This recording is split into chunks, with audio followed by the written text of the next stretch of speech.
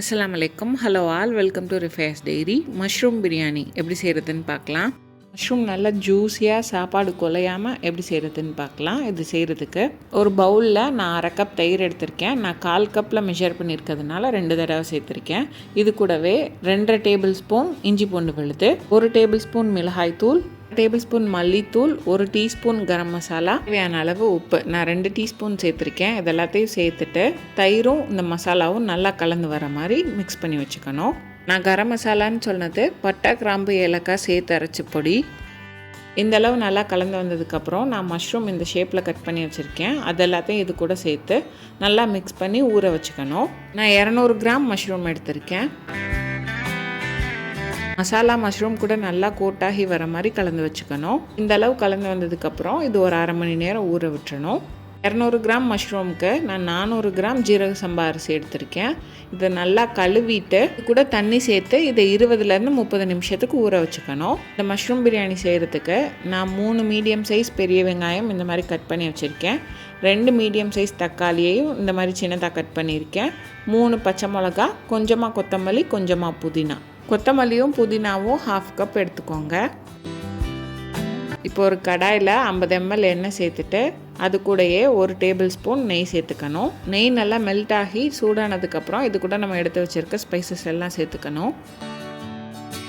2 inch சைஸில் 2 துண்டு பட்டை, ஒரு பே லீஃப், 5 ஏலக்காய், 5 கிராம்பு இதெல்லாம் சேர்த்துட்டு இதோட ஃப்ளேவர் எண்ணெயில் இறங்கி வர வரைக்கும் லைட்டாக வதக்கி எடுத்துக்கோங்க. இப்போ நம்ம கட் பண்ணி வச்சுருக்க வெங்காயத்தை இந்த மாதிரி கை வச்சு உதுத்து விட்டு சேர்த்துக்கணும்.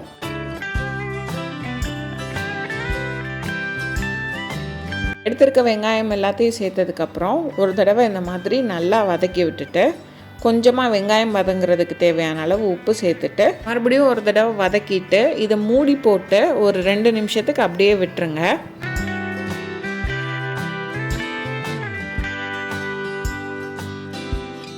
2 நிமிஷத்துக்கு அப்புறம் ஓப்பன் பண்ணி பார்த்தோன்னா வெங்காயம் இந்த மாதிரி பிங்கிஷாக மாறி வந்திருக்கும். இதுக்கப்புறம் நம்ம மூடி வைக்காமல் கைவிடாமல் வதக்கிட்டே இருந்தோன்னா ரொம்ப சீக்கிரமாகவே வெங்காயம் கலர் மாதிரி வந்துடும்.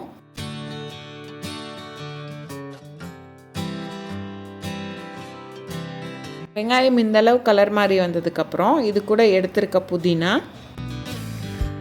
கொத்தமல்லி, கூடவே பச்சை மிளகா இதெல்லாத்தையும் சேர்த்துட்டு இது நல்லா வதங்கி வர வரைக்கும் வதக்கி விட்டுக்கணும்.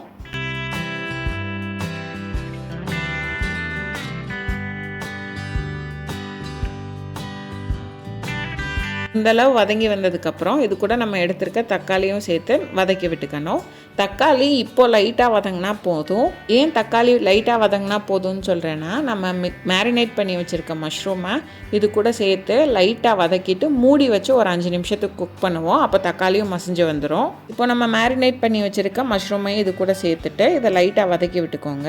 மஷ்ரூம் மேரினேட் பண்ணுறதுக்கு உப்பு சேர்த்துருக்கோம், வெங்காயம் வதங்குறதுக்கு உப்பு சேர்த்துருக்கோம். அதனால தண்ணி சேர்க்கும்போது உப்பு செக் பண்ணிவிட்டு தேவைப்பட்டால் சேர்த்துக்கலாம். இந்த மாதிரி இதுலேருந்து எண்ணெய் பிரிஞ்சு வர ஸ்டார்ட் ஆகும்போது இதை மூடி வச்சுட்டு ஒரு 5 நிமிஷத்துக்கு அப்படியே விட்டுருங்க.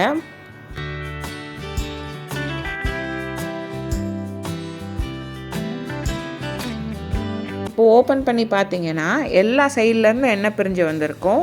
மஷ்ரூம் நல்லாவே குக் ஆகி வந்திருக்கும்.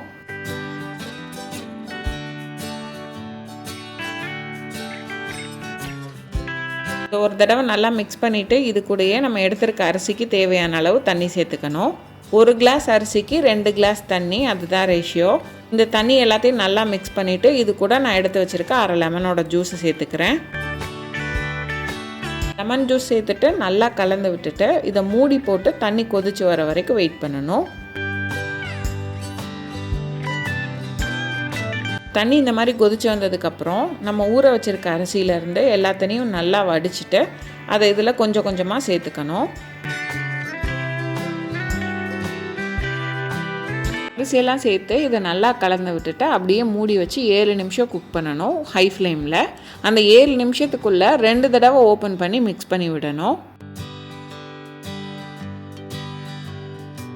அரிசியெல்லாம் சேர்த்து இது நல்லா கொதிச்சு வரும்போது நம்ம 2 தடவை மிக்ஸ் பண்ணணும்.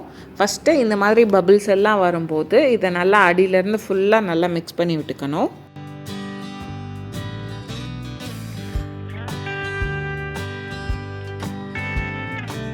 இந்த மாதிரி நல்லா மிக்ஸ் பண்ணிவிட்டு இதை லெவல் பண்ணிவிட்டு மறுபடியும் மூடி வச்சிடணும். மூடி வச்சுட்டு ஒரு 3 நிமிஷத்துக்கு டிஸ்டர்ப் பண்ணாமல் அப்படியே விட்டுருங்க. இப்போ 3 நிமிஷத்துக்கு அப்புறம் ஓப்பன் பண்ணிவிட்டு மறுபடியும் நல்லா ஒரு தடவை மிக்ஸ் பண்ணி எடுத்துக்கணும். இந்த மாதிரி இதை நல்லா மிக்ஸ் பண்ணிவிட்டு இதை சரிசமமாக ஆக்கிட்டு இதுக்கு மேலே ஒரு ஃபாயில் வச்சு உள்ள ஆவி எதுவும் வெளியே போகாத மாதிரி நல்லா டைட்டாக கவர் பண்ணிக்கணும். கவர் பண்ணிவிட்டு இதை ஒரு 7 நிமிஷத்துக்கு இருக்கிறதுலையே லோ ஹீட்டில் வச்சு நல்லா குக் பண்ணி எடுத்துக்கணும். இதுக்கப்புறமா ஸ்டவ் ஆஃப் பண்ணிவிட்டு நான் ஒரு 20 மினிட்ஸ்க்கு டிஸ்டர்ப் பண்ணாமல் விட்டுட்டேன். 20 நிமிஷத்துக்கு அப்புறம் ஓப்பன் பண்ணி எடுத்தோன்னா மஷ்ரூம் பிரியாணி ரெடி.